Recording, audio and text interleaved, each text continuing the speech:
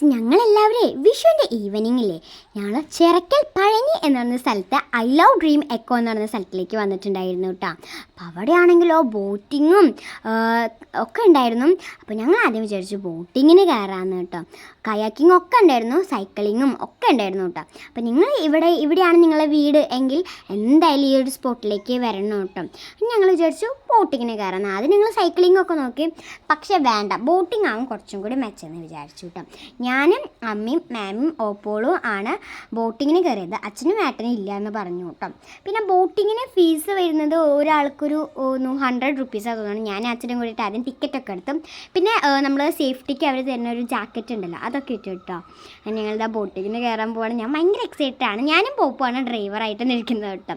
അമ്മയും മാമും ബാക്കിലാണ് ഇരുന്നത്. കിഡിലൻ എക്സ്പീരിയൻസ് ആണ്. എനിക്ക് ഒരുപാട് ഇഷ്ടമായി. നിങ്ങൾ എന്തായാലും ഇവിടെയാണ് വീടെങ്കിൽ എന്തായാലും വരണം കേട്ടോ.